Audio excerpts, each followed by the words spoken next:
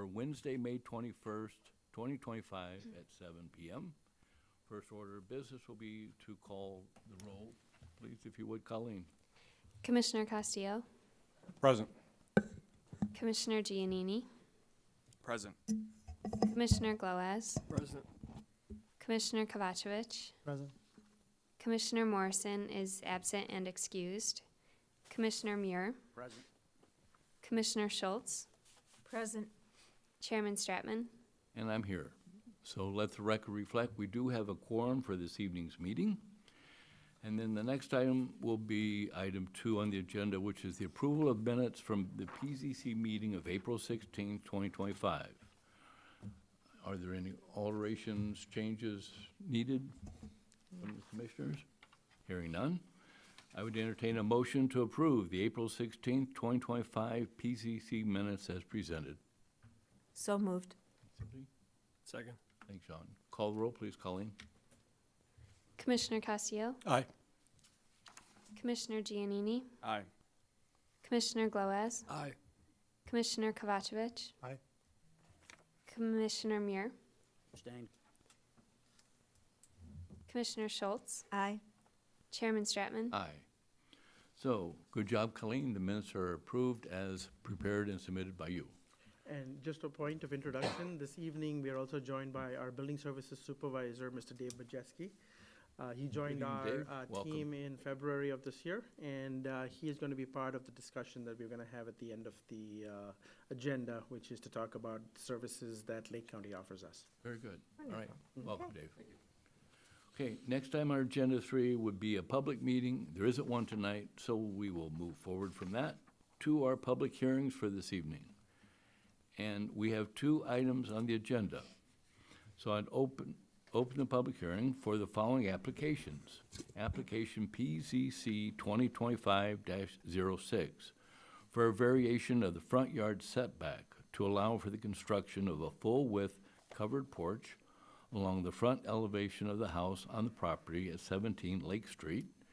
And then application PZC 2025-07 for miscellaneous amendments to the text of the Lake Zurich Municipal Code. So moved. Thanks, Odie. Second. Thanks, Sean. Colleen, call the roll, please. Commissioner Castillo, Aye. Commissioner Giannini, Aye. Commissioner Gloaz, Aye. Commissioner Kovacevic, Aye. Commissioner Muir, Aye. Commissioner Schultz, Aye. Chairman Stratman. Aye. So, Sarosh, is this our agenda item that we have? Yes, present in this is the audience? applicant that is Okay. here this evening. Hold on a second, we will call you to the podium. Okay, so the first thing we need to do is need to be sworn in for anyone wishing to testify this evening. So if you're going to present any evidence this evening, would you please raise your right hand while I swear you in? Do you swear the testimony you're about to give will be the truth, the whole truth, and nothing but the truth? Good, thank you. When you come to the podium, please sign in on the sheet at the podium and at the beginning of your statement. Please state your name, spelling it out if necessary, and state your address for the record. All comments will be addressed to the PCC chair. Any members of the public, which we don't have, wishing to comment will be invited one by one to the podium to provide their comment. We'll skip that. The applicant will be given the opportunity to present their application. After the applicant's presentation, the PZC members, I'm sorry, you can put your hand down now, will be able to ask questions one by one of the applicant, and discussion can occur. After the PZC questions have been addressed, the public testimony will be received, and the PZC commissioners' comments or additional questions can ensue. After all persons are given the opportunity to speak, the hearing will be closed or continued, and the PZC will move into deliberation. The applicant may be given the opportunity to respond to questions posed by either members of the PZC or village staff during deliberation. However, no more formal testimony will be taken after the hearing is closed unless the chair decides otherwise. Once all deliberation has ended, the PZC will vote on a recommendation to the village board on the matter. So, we'll go to the item. It's an application for a variation of the front yard setback at 17 Lake Street to allow for the construction of a full-width covered porch along the front elevation of the house on the property within the R5 Single-Family Residential District. Sarosh, can you now confirm the proper notice was provided on this item? Yes, Mr. Chairman. Thank you. And can you introduce the applicant to us, please? Yes, this evening we have the property owner, Mr. Ronald Windell, here to present his request for the variation. Mr. Windell, please sign in with your name and address, and you're free to speak to the board. We also have your presentation available if you'd like to use that on the screen. You can use the arrow key. It'll come up when you start talking. You can use the arrow keys, but if you get away from the mic, use the remote mic. I mean, there is a handheld mic too. You can use that too. All right, go ahead.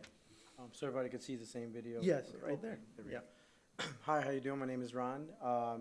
So currently from Chicago, we moved not too long ago to Deer Park, which is neighboring town here. And then we saw the opportunity to purchase this home. The good news is I think it was going to go to a developer, but me and my friend, who's a good friend, were able to win the home because we really loved the location. And I feel like we got very lucky because day one, they're already making it very beautiful across the street there. So I felt like we really picked a really good location. So when we like to beautify the front yard, obviously, because if you look here, it's needs some updating. And my plan is to have my parents also move to this area as well. So I do have an elderly mother. So when you look at the staircase, you cannot, turn around there or wheelchair access, anything like that. I also just became first-time dad, so I have a Congratulations. 14-month-year-old. I was gonna bring her with, but it's her bedtime. So looking at that, I would like to, especially with all the traffic you see right now with the construction and deviation, I would like to consider to have a proper porch that would make it safer for my family and also beautify the area, obviously. You can advance the slides if you want with the arrow to show there you go. Yep, so this is a rendering we have of something we were hoping to have it look, keeping the entrance to the same side, really not taking much, space from where it's at now, but just making it more uniform, cleaner looking, and better use for a front area. Yeah, looks nice. When I saw that in our packet, I thought, oh, wait a minute, has that already been done? And we're coming in after it. And then I'm looking closely, it's like, no, AI is getting good. the detail was amazing. Okay.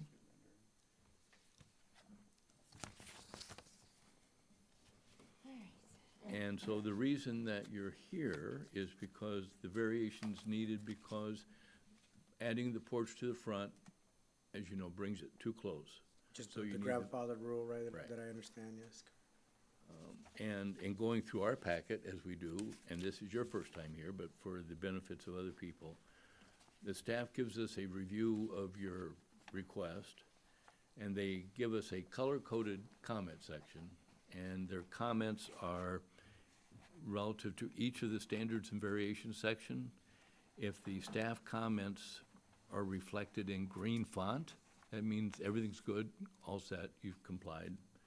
If there's yellow, it's a cautionary tale. If it's red, there's something that doesn't meet at all. In your instance, Ron, the only thing was there was, under the category of no other remedy, they point out that, well, there could be another remedy, just don't put it up. But that's really not a practical remedy. So they went on to say that they recommend the approval of the variation despite the partial compliance, because as the reasons you pointed out, the stoop that you have now is really not a functional for anything other than getting in the front door. So this provides you much more use of the space, which makes sense. And commissioners, do we have comments for Mr. Vindell? Oh, you're right, Thank you for reminding me, because we always give them the back end of the deal, so Vlad? Antonio reminds Not us really, I think we it get looks good. I don't see a reason why it wouldn't be granted. You showed up before anything was done and, you're asking for variance. I don't see an issue.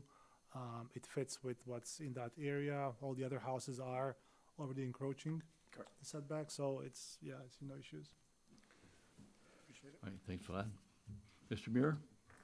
Other than it looks a heck of a lot nicer, no other comments. Well, it ain't built yet, so. The one comment I'd have, so just asking if you approach your neighbors. I know you guys are new to the community, but just approaching neighbors and making sure that they're okay with a variance. Yep, I've already met, especially the elderly, to my left, I guess, the west west. side. Yep, she was very, very, very vocal. We spoke a little bit, helped her a little bit. She even had her iron outdoor furniture left on our side. I even offered that I would paint it for her, so we're in good terms. Awesome. Good. If I may add to that, typically we ask applicants to provide letters of no objection. In this particular case, since the variation is towards the front of the house, there isn't any change in the impact to the sides of the house. So we were not very particular about having them provide anything in writing, but Sure. a very good question to ask. Sure. Thanks, Joe. Hildy? I don't have anything. I think it looks really, really nice. So I think it's a good idea. Thank you. Okay, Sean, thanks. Antonio?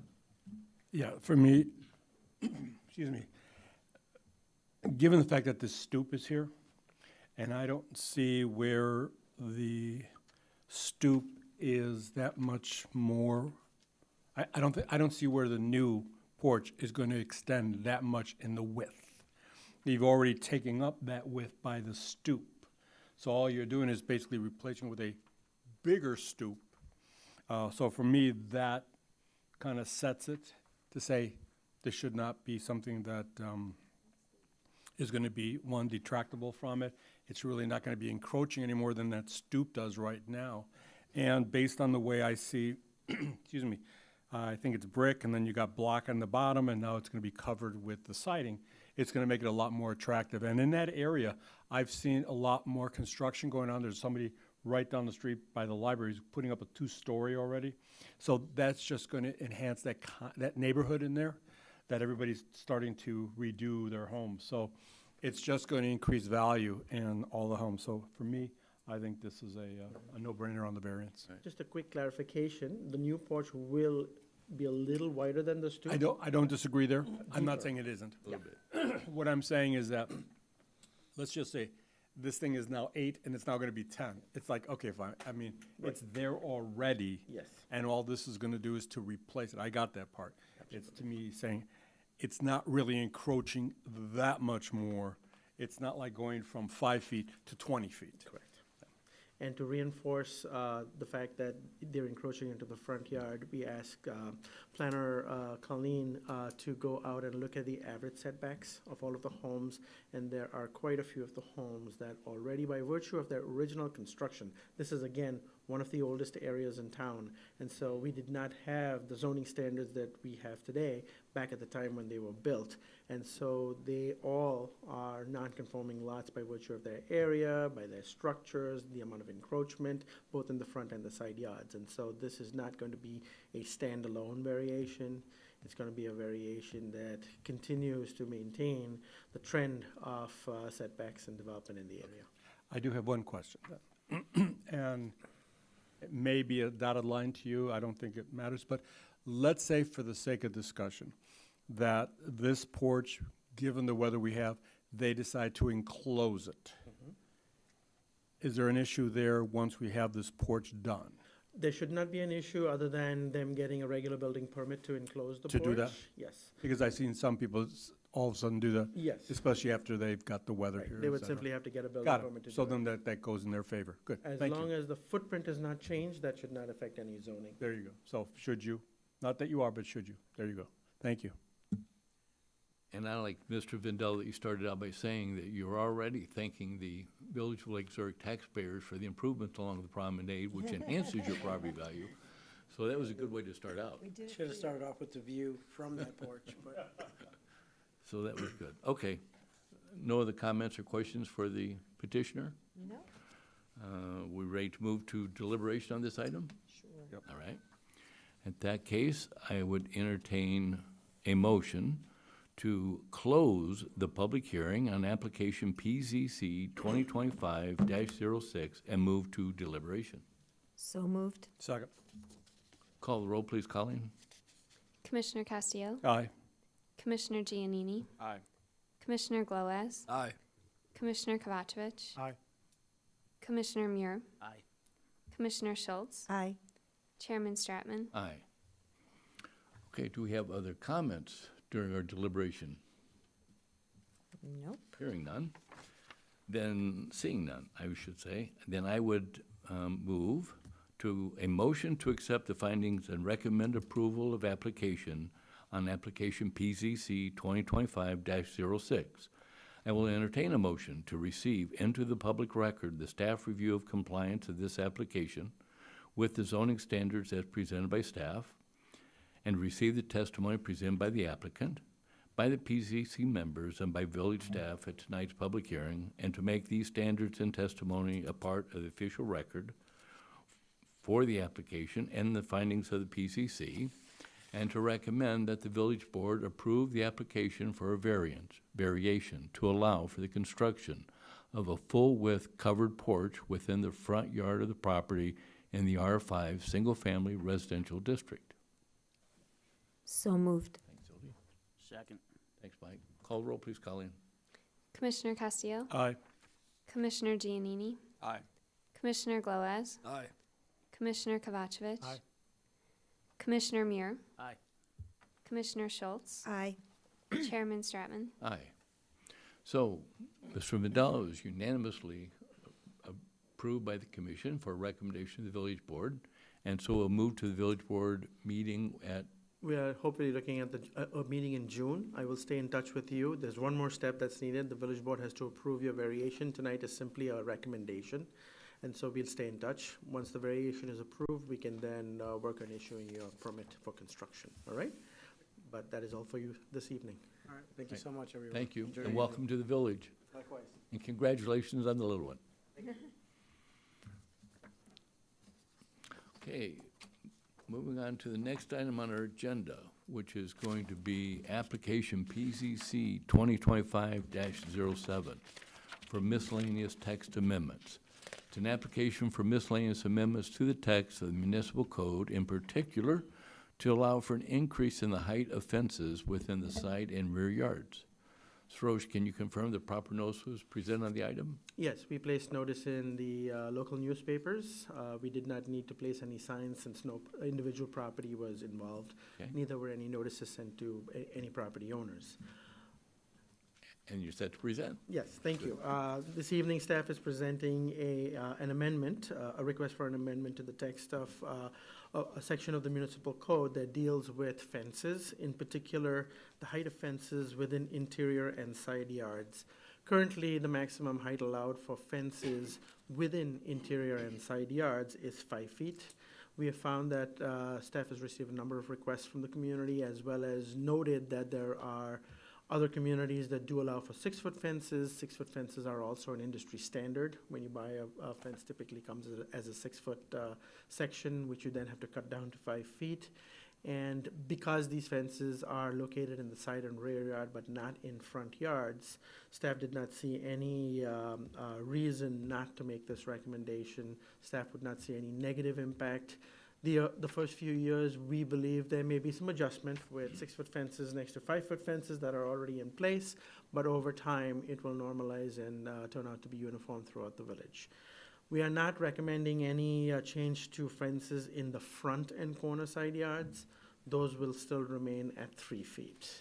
In the packet that I had provided, I had done a quick comparison of 16 communities, and a large number of them, a majority of them, I should say, already allow for 6-foot fences in their side and rear yards. So this is not something that's going to be out of the ordinary or make us unique in any way. It is just going to bring us more into conformance with industry standards. I also, just for general reference, threw in information on the various types of fences that people consider for their yards, what their heights are, and what their purpose is. So I won't go through them, but just for your reference, I put them in your packet.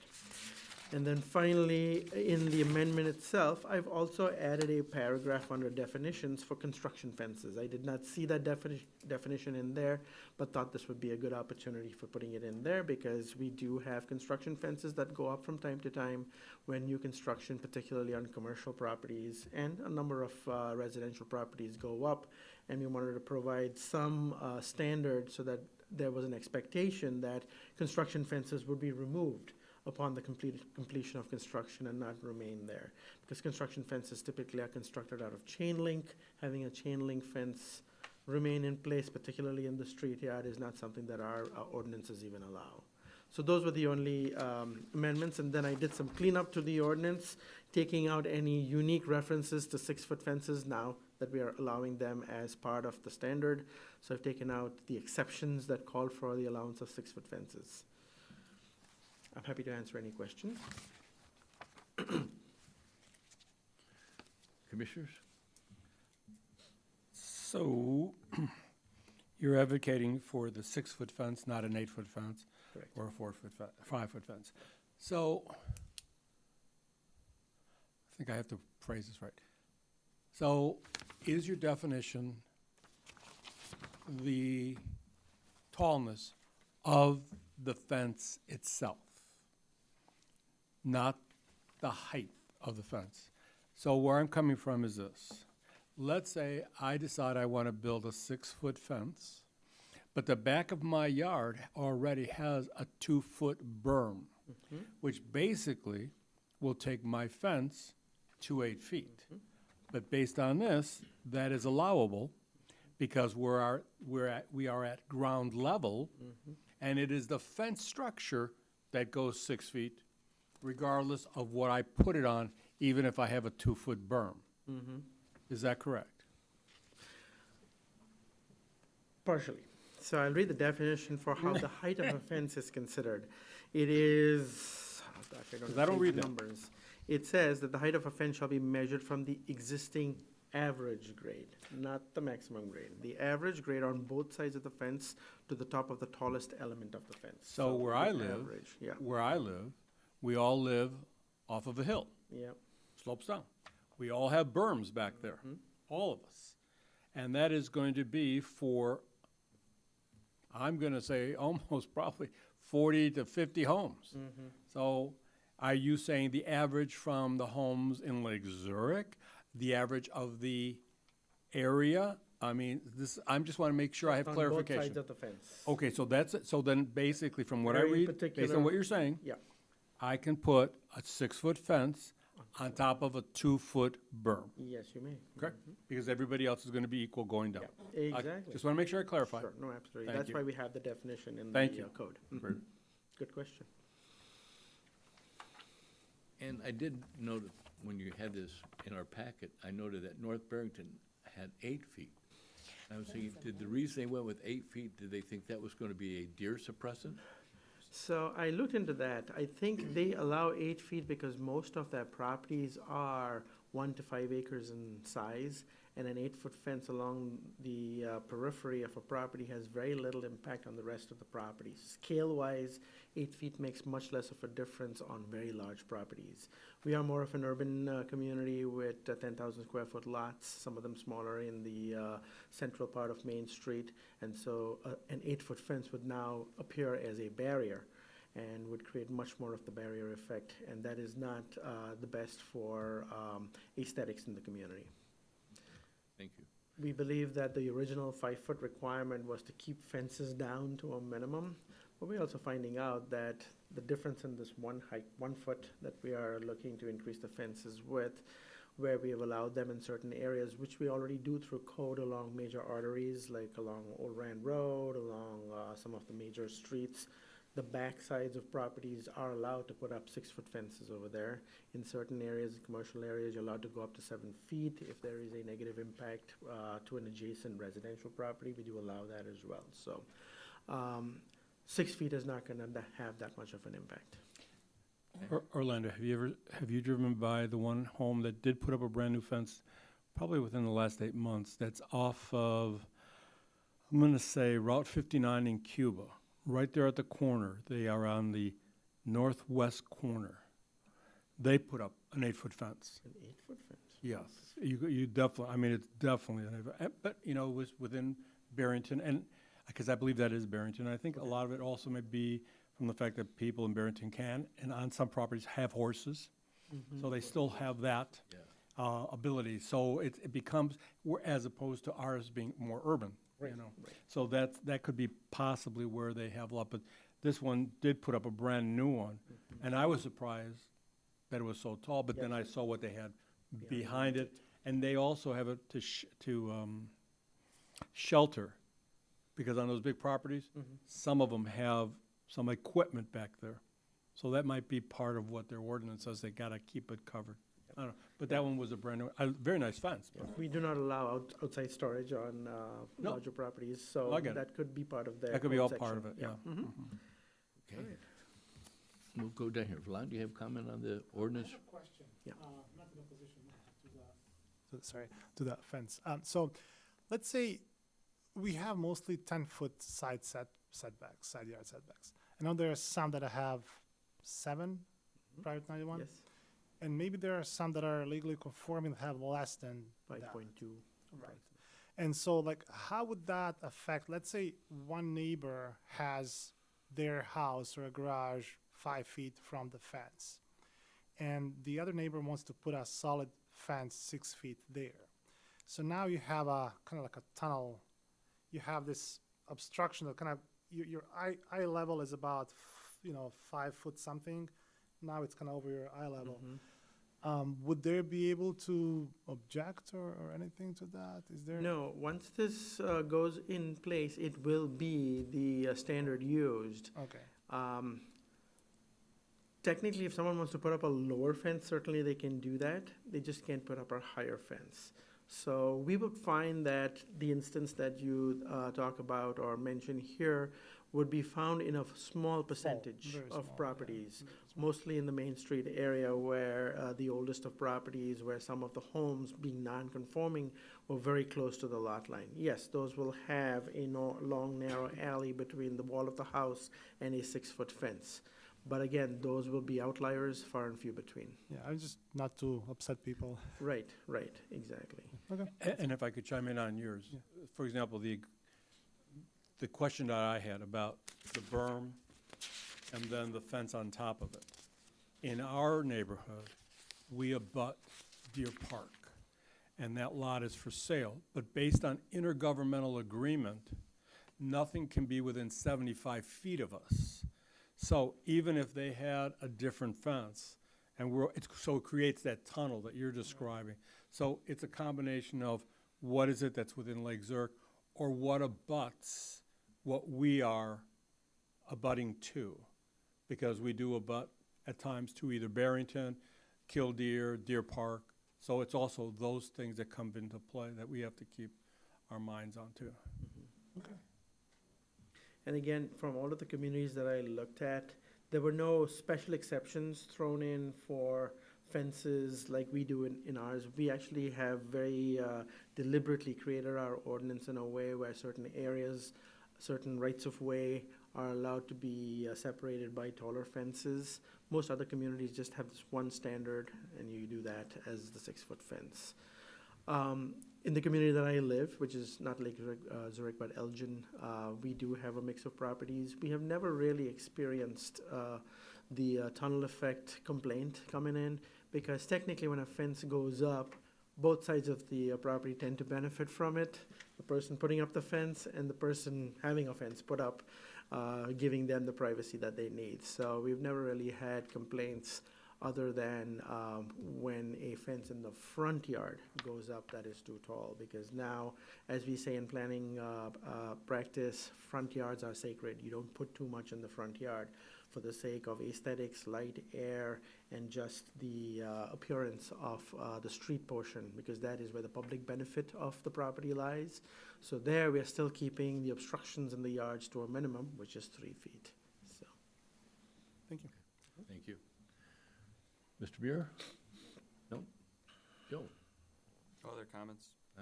Hildy? Nope, nothing. Sean? Nope. Okay. Antonio? Anything else? Yeah, okay. Thank you, Sarosh. You're welcome. I appreciate getting that upgraded. Okay, so are we ready to entertain a motion? Okay. Sure.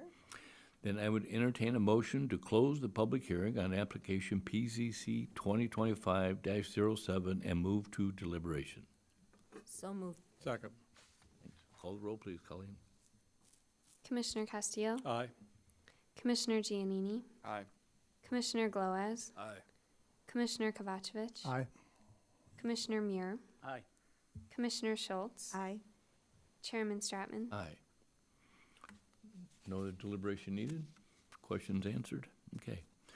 And on application PZC 2025-07, I will entertain a motion to receive into the public record the staff review of compliance of this application with the zoning standards as presented by staff, and to receive the testimony presented by the PCC members, and to make these standards and testimony a part of the official record for the application and findings of the PCC, and to recommend that the village board approve the application for amendments to the text of the municipal code to allow for an increase in the height of fences within side and rear yards.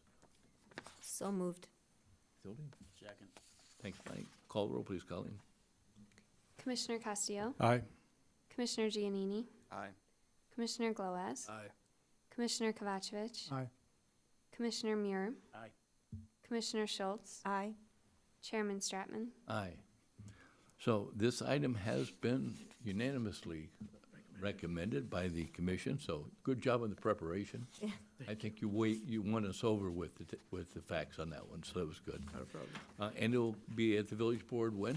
We will try to take it as soon as possible because we have kind of begun telling applicants that have come in more recently for privacy fences, saying, if you would like to hold off, we are in the process of taking an amendment.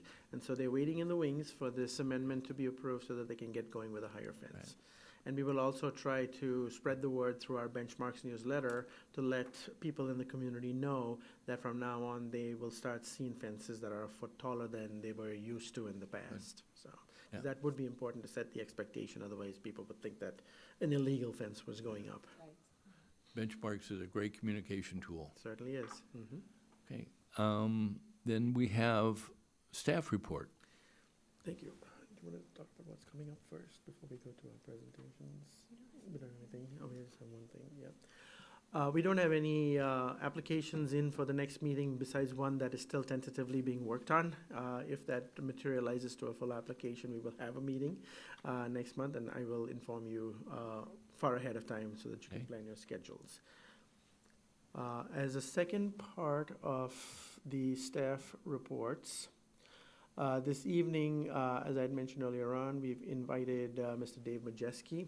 Mr. Dave Majeski started with our team in February of this year as the building services supervisor. Prior to that, he actually worked for Lake County and was the plan reviewer assigned to the Village of Lake Zurich to conduct plan review and services. Since 2015, the Village of Lake Zurich has had an agreement, a contract with Lake County, whereby they provide the village with plan review and inspection services. We kind of outsource that so that we don't have to hire our own staff. This was a very deliberate decision made by the village board at the time to streamline the services that we provided to the community. Since that time, we have found the system to work really well. And tonight, we're going to talk a little bit more and clarify what services they provide. The question was actually asked at the last meeting as to what services actually were provided to the village. So I've asked Dave to maybe elaborate that on a little bit. He also has a slide or two to kind of further explain what he's going to talk about. Very good. Welcome, Dave. Thank you. Welcome. Thank you for having me here. I'm glad to be in front of you to speak and give you a little bit of the background of what Lake County does do for us as a part of their services. So we'll flip. It'll come on its own, yeah. All right. So basically, we have hired Lake County to perform two functions for us. One is plan review, which is a comprehensive review of the construction documents relating to structural, electrical, mechanical, energy, plumbing, and HVAC prior to permit issuance. So what we do is, you'll see here under the code administration, we have the 2018 code cycle, which the village adopted in January of this year, along with the updated ordinances that we had introduced as a part of this code adoption. So Lake County will come in and take a set of plans for a project, and as they go through them, they will make sure that these plans are in compliance with this code cycle. Once that is completed, we will then move that set of drawings to the permit issuance to get that out into the field. From there, the Lake County inspectors then come in who perform all the building inspection function for Lake Zurich, where they again will go through and review the building based on the plans that have been accepted and also in compliance with the ICC codes that have been adopted by the village, along with the ordinances where we've made things actually a little bit more strict. So we can always make things more strict, we can't make things more lax. So this is how the procedure will work for us as Lake County goes in and does the plan review and the inspections. We wanted to bring this to you to kind of clarify what their function was and how they go through it. So as you can see, there's many, many different code books that we actually go through as we try to evaluate a construction project for approval. And then out in the field, making sure that the builders, the contractors, or the homeowners are in compliance with making things safely and secure for their families or for their tenants or for the owners of whatever particular building they may have. Now this goes from projects that are anywhere from a small patio all the way up to a multi-tier storied commercial building. So it's everything in between. And we're looking at every one of these to make sure that they are in compliance and that there's, number one, safety for the individuals who are going to occupy that. So, While we have that slide up, Dave, question. So that plan review 2 days per week, if we got into a busier schedule with a larger project, is that 2 days per week locked in, or is it if the time constraints come in, could that time be extended under individual basis because of the Absolutely. demand? Okay. absolutely. We have it in our contract with Lake County that can be extended out as needs-based. So we can go either way. If we get really slow, we can back off on the time. If we get really busy, we can increase it. When I was actually doing the plan review for Lake County here in Lake Zurich, I was actually on a 3-day shift where I was here Monday, Wednesday, Friday. And as things slowed down a little bit due to the economy and things, we backed down to 2 days. We were actually at 1 day at one point. So it depends on what's in the flow and if we're in the busy season or not. Wintertime, it gets a little slower. Summertime, like right now, we're really busy. All right. Can I also add one thing? Excuse me. Our review time period for plans that are submitted is typically 2 to 3 weeks. And within those 2 to 3 weeks, these 2-day periods fit in quite well to Yes. allow the plan reviewer to properly review plans. It's not that as soon as a plan comes in, within those 2 days in a week, they have to be reviewed. There is an expectation that we've already set to allow plan review to take place within 2 to 3 weeks. And applicants are actually pretty pleased that it is quite a quick turnaround because there are other communities that say, we'll get back to you in 2 to 3 months. So 2 to 3 weeks is actually a very good standard. And if there are smaller applications that straight off comply with the standards, we have sometimes turned them around at an even quicker pace. So we offer as much flexibility as we can. Then, of course, there are some of the much larger plans where we have a set of comments that go out, then we get revisions, and then the cycle starts again too. But again, it's between 2 to 3 weeks. All right, good. Thank you for that. As long as you stopped it, Orlando, I have a question then. So, David, you are referring, when you say "we," it is we, the village, we, Lake County and the village, or just Lake County? I count it as we, the village, and Lake County together as a partnership. So, if I understand the process, then we get something that needs to be reviewed, thus you or whoever, from us, the village. And then from there, it gets disseminated onto Lake County to say, we need you now to do this, this, and this. And then they in turn come in and do that for us. Is that correct? Now, actually, the plans are delivered to Lake Zurich. We have a person who is embedded within Lake Zurich themselves. They come here twice a week to do plan reviews in our office.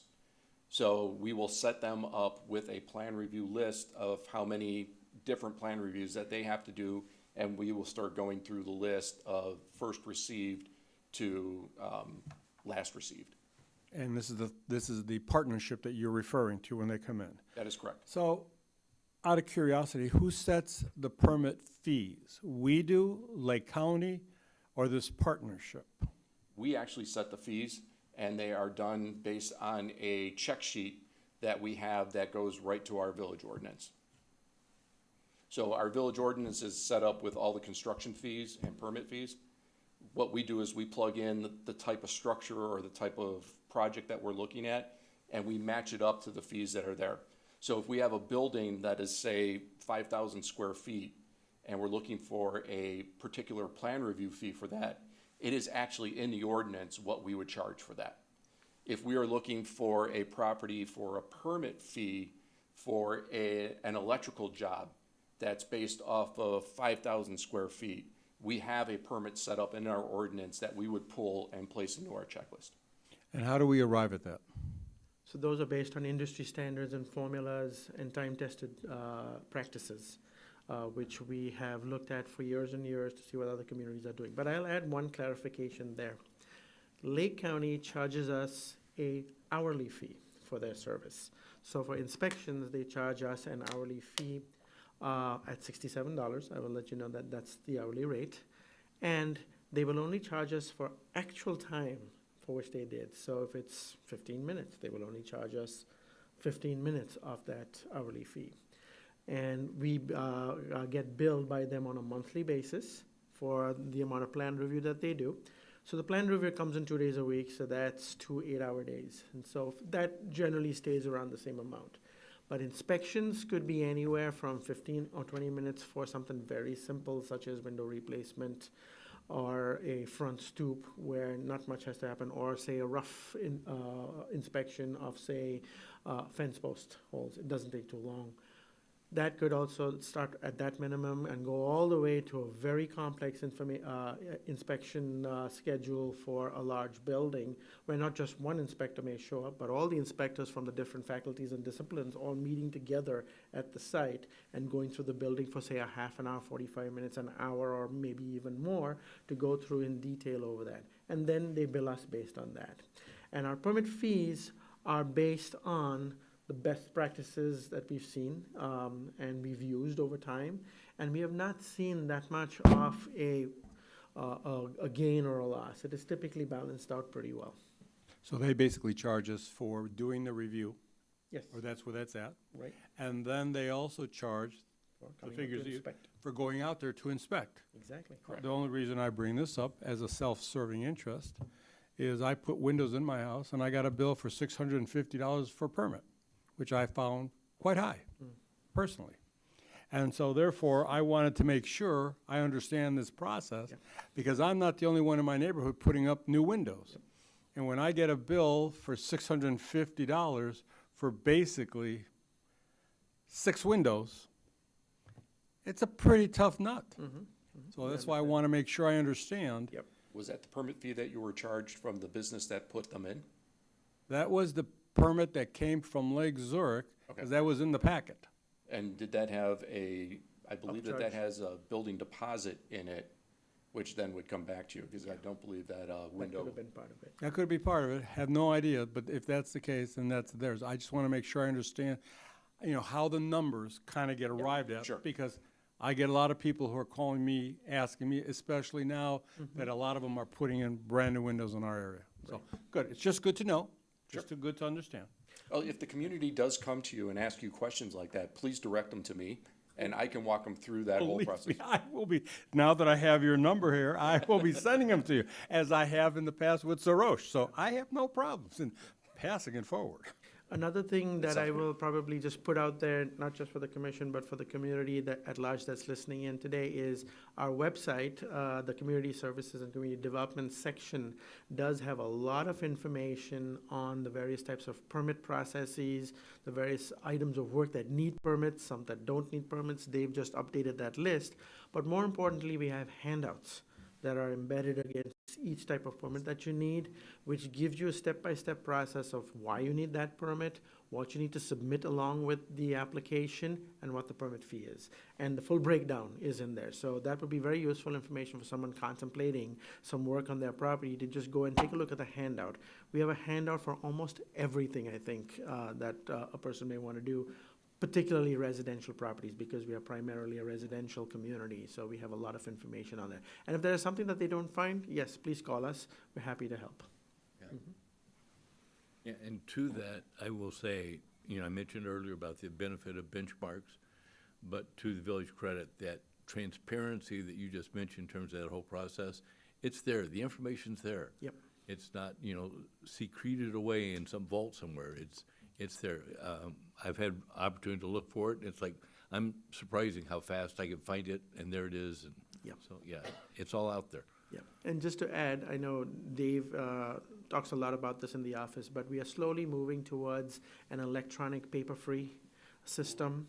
And we are encouraging, first of all, our own staff to make the transition, but we're also encouraging the community to kind of work with us on going paper-free. We just won a sustainability award and were recognized very recently. And so that's one of the many efforts that we are employing within our operations to help be more sustainable as a community. And we've actually seen a lot of improvement come through with Dave, so. And even though you're doing that, I'm very happy to have gotten this. The paper copy? I Thank you. really enjoyed going through that. That as was part of the that. contract with Tesca. Yeah. Okay, Dave? Sir, Please one question, sorry. Yes, So can they submit permit applications electronically without printing them? yes. Or is that has to be hard They copy? can, if you don't want to print them, you may need to have a computer that does fillable forms on PDFs. But if you have a scanner, you can scan everything in and then email it through permits@lakezurich.org. That is the email address that comes to our permit counter. We have 2 permit coordinators that assist with the distribution and issuance of permits, calculation of fees, et cetera. And that division is overseen by Dave. Thank you. Good. Okay, please Any other continue. questions? Any All right. questions? Well, thank you very much, and it's a pleasure to come. Thank you, Dave. Okay, Sarosh, and our next item? Okay.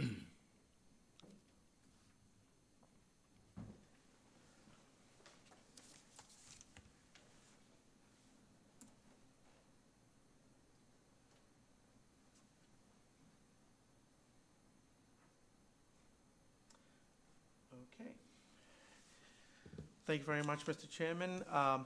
What I'm going to briefly do this evening, whoops, someone's moving my, there you go, it came back. What I'm going to talk about very briefly is touch upon a few points that Chairman Stratman and Commissioner Kovacevic experienced along with staff towards the end of April as part of a training that we attended. This was the Plan Commission training that was offered by the American Planning Association Illinois chapter.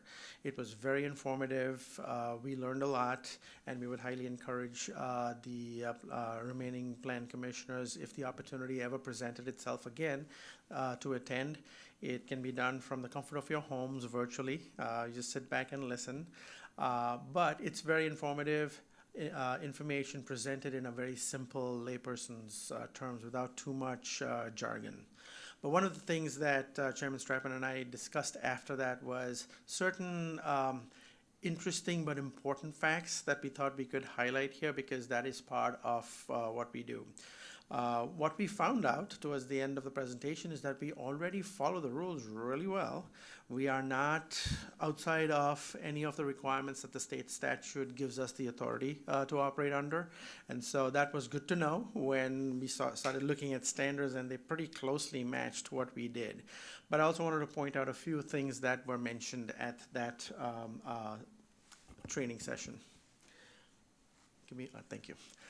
So I just want to go through real quickly what their agenda was, besides welcome and introductions. They talked about the role of commissioners in this process of review and why it is such an important thing. Plan commissions and communities are probably the most important commission that a community can have, because plan commissions are a requirement through state statute, the state municipal code, for review of certain items based on legal precedents. They also talked a little bit about the responsibilities, and more case in point was the finding of fact. I think that was something that Chairman Stretchman and I talked about, which we thought would be useful to share over here. All right, go to the next slide. And the reason that we said that was important is because we've often said that our function here is we're a fact-finding commission. We're to look at the facts, and then we're supposed to be able to deliberate those.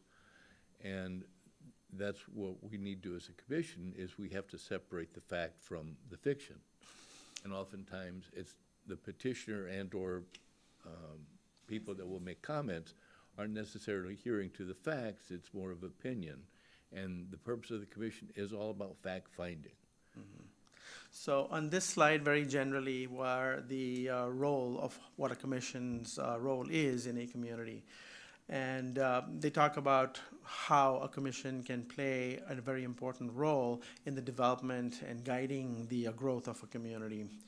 They talk about things like play an active role in the healthy growth, focus on your vision and character, note outstanding examples. In the community, you get asked a lot about how are things going, or what's happening with this property, or why isn't this happening, or why is that happening. They did recommend that commissioners visit developments before and maybe even after development, so that you can actually stand proud to be a part of what happened to enhance your community. And be informed on local issues via the local media municipal newsletter. As Chairman Stratman mentioned, we have radical transparency in town, and we make sure that the community, the commission, staff are all kept abreast of what's happening in the community. And then we try to offer as many tools and techniques that we can. Staff typically tries to research whatever's available to us, to our disposal, to maybe make our jobs easier, keep us better informed, so that we can make better decisions for the community. Next slide, please. Am I doing this, or? Okay, thank you. They talked a little bit more about the detail of how individual commissioners could also be responsible and conduct themselves responsibly. Definitely one of the things is be prepared, read your packets, understand your comprehensive plan, understand the community's visions. Importantly, visit the site before you come to the meeting, so that you have context in which your application is going to be discussed. And if you have any questions, feel free to give us a call. What we don't encourage is calling each other. Call staff, because calling each other is called out as ex parte communication, which is a violation of the Open Meetings Act. But play an active role in the meetings itself. Attendance is very important, as they told us. Let us know, which you do really well, if you will be absent. It's not that you have to come to every single meeting, but if you cannot make it, let us know. Arrive on time, listen to staff and the public and the applicant and each other as well. Ask questions. Never hesitate to ask questions. It's the most important thing, because this is part of the public hearing process, is an information gathering, a fact-finding process.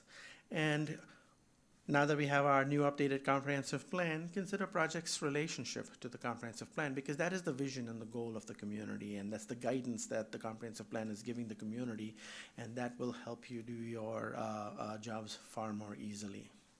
Next slide, please.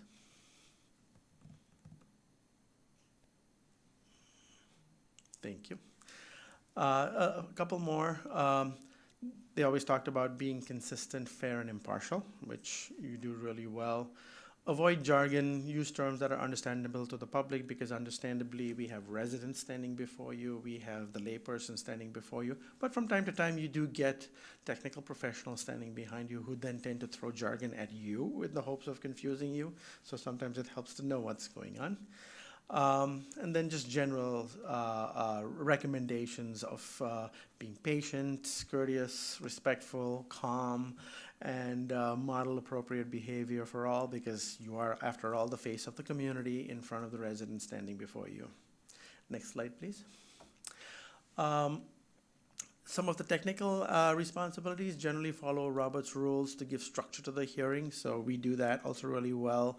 Chairman Stratman reads out the procedures at the beginning of every hearing so that applicants understand what is expected of the procedure and the process. We don't go too deeply into any esoteric details of parliamentary procedure, so we do a good job. We keep it practical, we keep it straightforward. And then we also kind of set down some rules for the public hearing, such as a time limit, the prevention of any repetition of comments from the public in order to save time, avoiding debates. This is not a forum for debate. This is simply a forum for fact gathering and listening, and trying to obtain all the information as much as you can and as quickly as you can so that you can then continue expeditiously through this hearing process.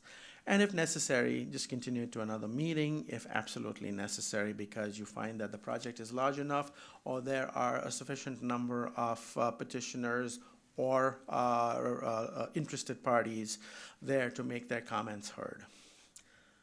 Next slide, please.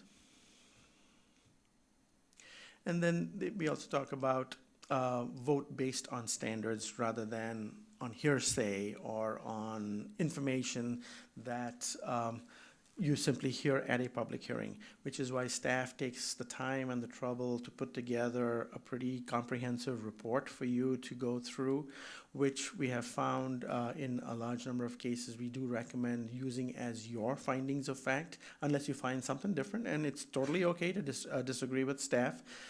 If you find that there are extraneous circumstances under which you find that the commission would like to vote a different way. Because understand that staff is charged with upholding the requirement of the code itself.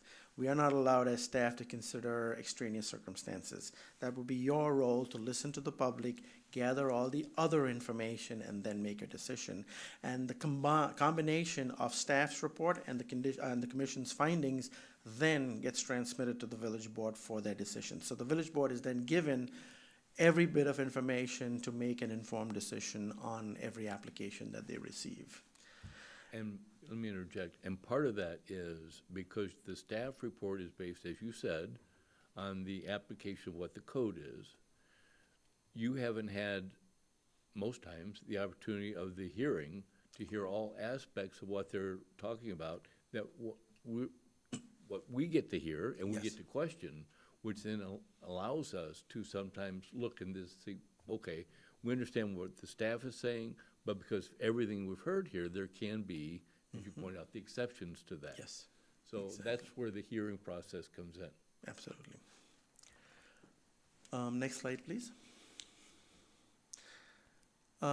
This again, I'm just going through these really quickly. I think we already talked about some of these, so we'll just go on to the next slide. So the findings of fact. The findings of fact are a basis to ensure fair decisions and consistency with your decision making. Obviously, you would need the evidence, and the evidence you get then is from our staff report and from the testimony you get both by the applicant and the surrounding property owners or any interested parties. You definitely refer to the standards when voting, which is why when Chairman Stratman reads out the final motion for this, he references the standards very clearly, making those standards a part of your findings. And that is a legal defense just in case this becomes contentious and goes into a court of law. You can stand up and say, or staff can stand up and say, nope, we followed the standards and we very clearly and deliberately mentioned them and stated them during our motions. And mostly importantly, it sets a precedent so that when you have consistency, when you follow the standards, you set the precedent, you set the expectation that applicants come to expect, which makes us a very business-friendly community. We have found developers who have commented to us saying that your consistency is something we really appreciate. The expectations that you set is something that we really appreciate. And so that is something we do really well after we listen to what the presenters at the training session told us about. Next slide, please. So the findings of fact, this is a little more technical. The findings of fact are based on a Supreme Court legal case. It was LaSalle National Bank of Chicago versus Cook County, which are now simply referred to as the LaSalle factors. What should they be based on? So they were based on the fact that zoning is constitutional. It is okay to zone properties. It should not be arbitrary and capricious. It should be based on very definite standards and findings. It should focus on protecting health, morals, safety, and the general welfare of the public. And these LaSalle factors, or the basis for zoning standards, included that existing uses and zoning of nearby properties should be taken into consideration. So when we provide you with our staff report, we tell you about the trend of development, we tell you about the surrounding zoning uses, we tell you about what's going on in the general vicinity of the property and the larger area. The suitability of the property for zoned purposes, whether that property, its location, design, and operation is suitable to be used for whatever it is being proposed to be used by. The length of time the property has been vacant is an important factor to consider, because that is one of the factors communities use to eliminate blight in their communities. Does it decrease an owner's property values? Because if it does, then there is a negative impact, and then you could say that it does not meet the standards. Typically, we look at changes in use or uses introduced onto property to maintain, if not increase or enhance, the property values. Does it promote public health, safety, and welfare? We always look at that. And this may also include issues of light and air, traffic congestion, the preservation of natural features, or the negative impact that development may cause on natural features. And then gain to public versus hardship to owner. It's a very important factor. Is it simply a mere inconvenience for the owner that all of this is being done, or is there some public benefit? Typically, when we go through our plan unit development process, we also look at what is the general public benefit of granting certain zoning relief to properties. And we find that giving something to a developer in return for a public amenity or a public benefit is constitutional and greatly benefits the community. And so these LaSalle factors were used by the state to then develop its Illinois Municipal Code, which then created standards for special uses, for variations, for plan unit developments, for map amendments, which we then adopt into our own municipal code. Next slide, please. This is very general.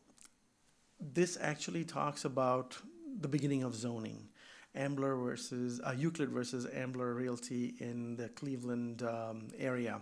This was from the 1920s, which essentially said that it is okay to zone properties and separate uses if one use could have a negative impact on another. So very simply put, zoning prevents something like an industrial mining and manufacturing building to be constructed right next to someone's residence, because it may have a host of negative impacts. And that was the essence of zoning, the separation of land uses in a way where one land use did not have a negative impact on others. And that was the first landmark case in zoning. So I just put that in there because that was the basis of everything that we do today. Next slide, please.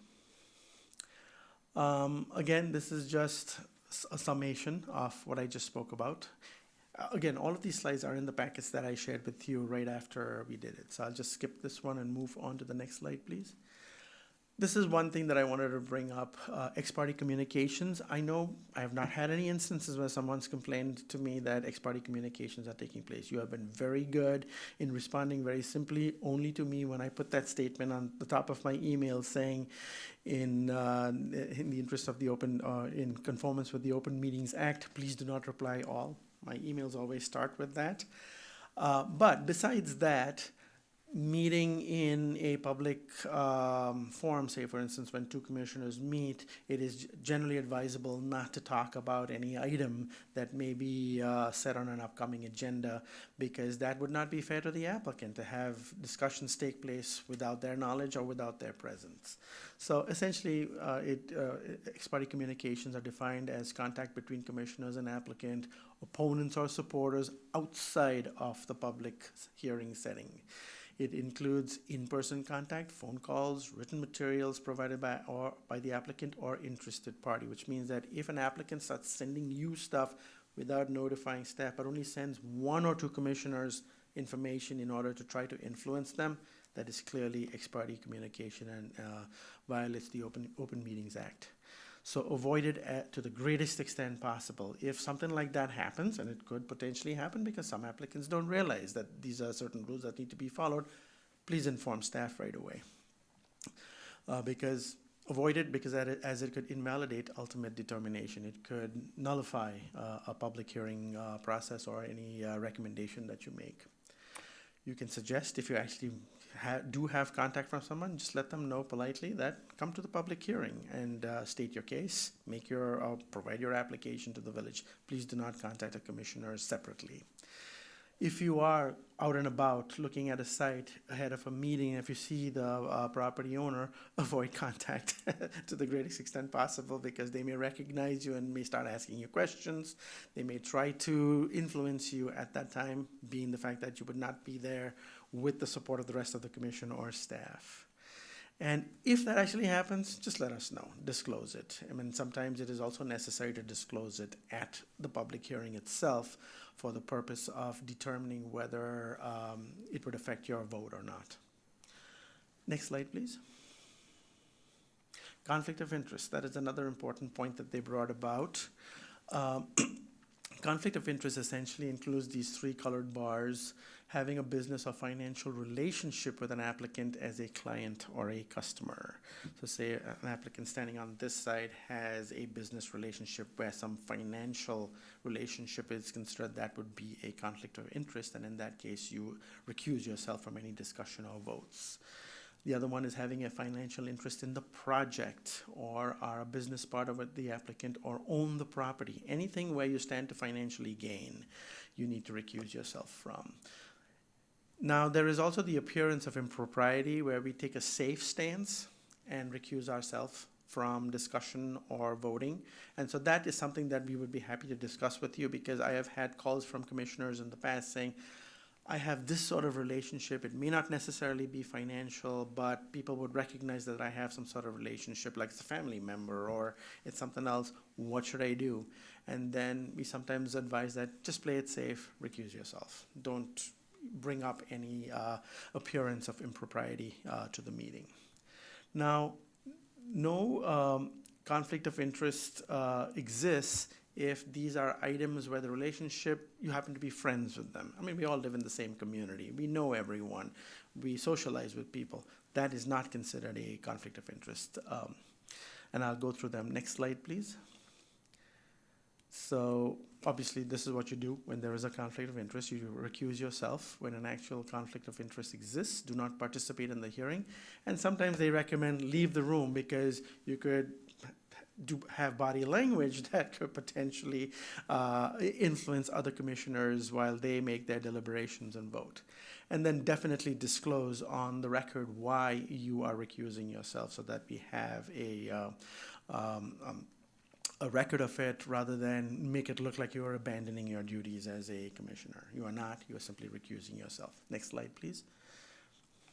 So what is not a conflict of interest? Voting on general laws which affect all citizens. You are also a citizen of the community. It affects you. So like a text amendment for today.